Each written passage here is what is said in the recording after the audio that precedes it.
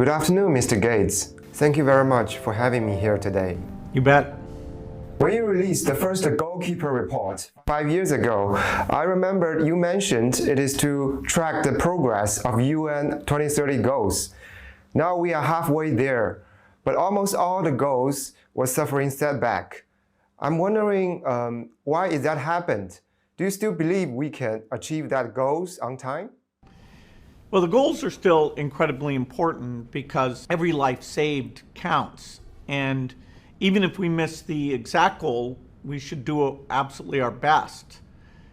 In fact, we didn't anticipate when those goals were set that we'd have a terrible pandemic and a conflict in Ukraine.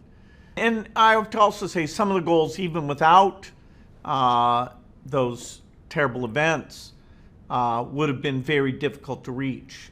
But some, like the child mortality goal and the maternal mortality goal, we made sure that it mapped the rate of progress that we were seeing. The goal to cut child mortality in half again. Where one of the greatest achievements of the world is that from the year 2000, where over 10 million children died, that had been cut down to about 5 million. So, the areas, whether it's feeding everybody or empowering women or nutrition or reducing deaths, these are still very, very important goals. And I believe that we can do very well, partly because of the great progress until the pandemic hit, but also because of the innovations, whether better drugs, better seeds, better bed nets, the innovation side is continuing to go well. And so those tools will help us in all of these different areas. We know food security is the main focus of this year's report. I'm wondering what makes food crisis so serious and differently this year. Why you suggested we need to change our view on world hunger? Well, hunger has always been a challenge. Unlike poverty, where the reductions, particularly in Asia and particularly in China, were so strong, the food instability hasn't gone down as much. And Africa should be helped to be a food exporter instead of a large food importer. Because many of the African countries are fairly poor, as the price of fertilizer has gone up because of the natural gas cutoff, now it's the Africans who can't afford that fertilizer, and they can't afford the food imports. And so we see a dramatic increase in food instability to over 800 million, mostly women and mostly in Africa. And so we should be investing in better seeds for Africa and better advice, better ways of getting credit for fertilizer. So it's always been a challenge, and now a combination of population growth, climate change, and the Ukraine situation is making it even more dire than we ever expected. Yeah, we know that the climate change often hit the poor people hardest, although they are the least one responsible. How do you see this issue of inequity? How can we persuade those who are not hungry to care for those are? Well, historically, the most generous aid donors have been the European countries who actually achieve the goal we've always had for rich countries of 0.7% of GDP of aid. Now Germany reaches that, and Norway and Sweden actually go above it. We owe it to the Africans, all the poor countries, but most of the poor countries are now in Africa. We owe it to them to help them as much as we can. So, for example, funding new seed innovation, which the public seed research system, the global one, is called the CG system. That needs to be funded far more generously, getting up to $2 billion a year is our goal there. The foundation has had some great collaborations in China about getting better rice to African farmers, particularly in West Africa. And that's raised their yields fairly significantly. Likewise, we've helped fund, along with the various parts of the Chinese government, the Global Health Drug and Discovery Institute, GIDI, that's based in Beijing. And that's now got some advances in COVID-19 drugs that hopefully are beneficial not only in China in some cases, but also available for the poor countries who are still suffering from COVID deaths. So I think the model of cooperative innovation on behalf of the poorest, we have examples of it, but it's not at the scale we need, particularly because of our responsibility for climate change. You mentioned many technological innovations to address the food security, such like magical seeds. But some experts also said issues like water management are also critical. I'm curious, how can we, fundamentally help the African people out of this long-standing issue of hunger? Well, fortunately, if we can make African farmers competitive on world markets by raising their productivity, then the financing for some of that infrastructure, like the roads or the credit to buy fertilizer, can be achieved through private markets. So in no way am I saying that just better seeds alone is enough. We have to help educate the African farmers, we have to get credit to them, and we have to get the infrastructure. During the 1970s, improvements in seeds created the Green Revolution that saved hundreds of millions of lives in Southeast Asia. And then, of course, when those same crops were made available, they were helpful throughout Asia, including in parts of China. So that kind of idea of a second green revolution, and this time with a particular focus on African ecosystems and the broad range of crops that are used in Africa that go far beyond just maize, rice, and wheat. That's why our foundation is giving more to that agricultural research, and we hope others do as well. That's why we have the partnership with China on various agricultural things that's long-standing and has been quite successful, although we need to do more. Speaking of the aid, one of the most important achievements China has made in the past few decades is to lift a large number of people out of poverty and solving their food issues. What do you think China can share with the world in this regard?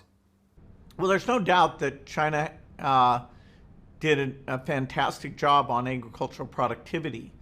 And having done that in the most recent generation, there's a lot that China can provide to other countries, including Africa, not just Africa, but including Africa, about how they organized to both use state resources and market resources in combination to get those productivity gains. You mentioned water management, that's a great example. The ability to build infrastructure is another great example. We have to get ahead of that population growth and climate change, which in many parts of Africa we can say that looks promising. In the Sahel, which is kind of in the middle area, it's where it's very hot and we're seeing less rainfall. Right now it looks like we're falling behind these negative trends. And so there's severe malnutrition there and even the risk of significant starvation. What areas or technologies do you think we should pay more attention in the future in order to cope with this climate change challenge? So climate change, of course, we can divide into the two halves: the mitigation to reduce emissions and the adaptation to minimize the negative effects of the temperature increase that we cannot avoid. And in mitigation, you look at all the sources of emissions. So you look at agriculture, you look at industry, particularly steel and cement, you look at transportation, including big trucks and aviation. So many people, when they think climate, certainly in the United States, just think about passenger cars and electricity. Thanks to low-cost solar panels and low-cost lithium-ion batteries, those are the two areas where, even though the percentage we make right now of electric cars or solar panel electricity is fairly small, we can see that will scale up. But together, those areas only account for about 30% of emissions. And so that other 70%, including agriculture and industry and the other parts of transport, they also need solutions. And thinking about every piece and how we take the very best innovation, whether it's from China or the US, and deploy it globally and bring down what I call green premium, the extra cost of making, say, green cement or green steel. So ideally, if you get that green premium to zero, then you can ask all the countries to shift without huge subsidization that will be difficult to provide. What is the greatest challenge you think the humanity will face in the future? After World War II, we built a lot of institutions to maintain the peace. And so definitely war, if you lived through that war, that was, super tragic, particularly knowing that now we have nuclear weapons, the threat of large wars is devastating. We also, still have disease, and we saw the pandemic was a reminder that even infectious disease, the tools and the surveillance were not adequate. We have climate change where, although it's happening slowly, the damage is already greater than we expected. And so, in fact, humanity's going to have to deal with all these things in parallel. And thank goodness we have human innovation. We have digital tools that are helping accelerate that innovation. And if we get the right level of collaboration globally, where China can play a huge role, the US can play a role, not just those two, but those two individually are the most important. If we can bring the best of both together, I think we can meet all of the different challenges. We know you have founded one of the most successful companies in the world, and now you are working for the world's largest charity organization, which you built. What is the difference these two jobs given to you in the sense of accomplishment?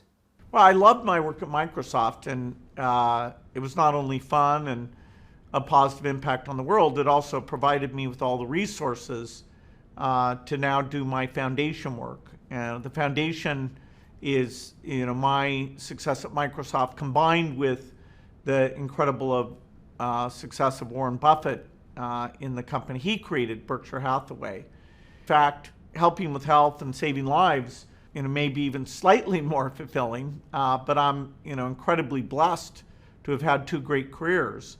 The rest of my life will be this second career, working on the things that cause inequality, including climate, but also all the different kinds of diseases where, the equity is not there. That is, the children in the poor countries are far more at risk. But, we've made progress. These global challenges are not to be understated, including maximizing collaboration between countries. But I'm optimistic that during my lifetime, we will largely solve most of these problems.